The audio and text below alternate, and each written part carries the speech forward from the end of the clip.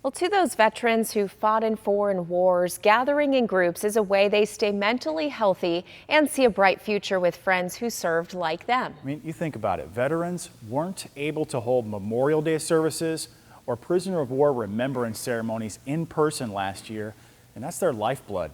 But now there's hope because those in-person meetings, they're starting up again. What ships? Two aircraft carriers. Meeting for the first time in person in almost a year.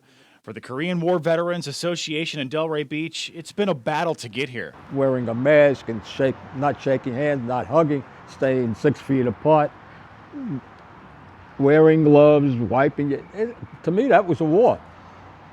That was a war.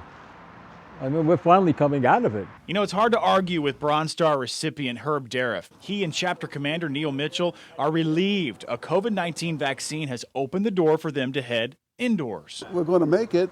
I have no doubt that we're going to make it. I'm positive. It's an in-person group meeting bond needed to thrive. Just ask Jerry Klein of the Vietnam War Veterans of America. It's a camaraderie that we had in the military that transcends the 50-plus years since Vietnam ended for both of us. This is where the Korean War veterans were meeting at West Delray Regional Park, and they were ready to get inside. And this was the view for the Vietnam War veterans on a Zoom call, and they had enough of that.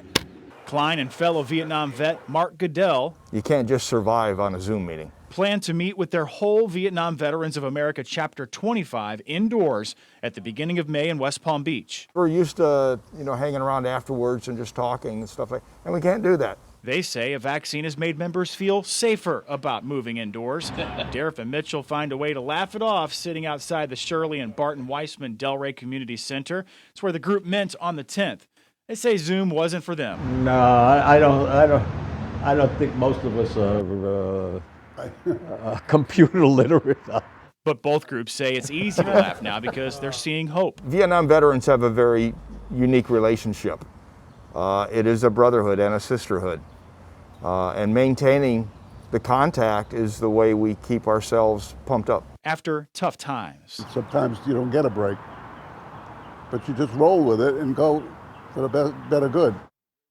I've talked with these brave men all week. They've been a little down because the Vietnam vets normally have a presence at the South Florida Fairgrounds. The Korean War vets, they go into schools and teach students that firsthand knowledge about their war, about their era, more things they really hope to get back to soon. Actually, it just kind of breaks your heart. These are our grandfathers. These are our great uncles, grandmas, great aunts that they haven't been able to meet. And for those Korean War veterans, I mean, the gentlemen were 90. I mean, they lost friends that they couldn't see in person over the past year. So to them, just getting back together, it's very important. Let's hope with every day forward that it's a little bit easier for everyone. Thanks, Mike. That was a nice story.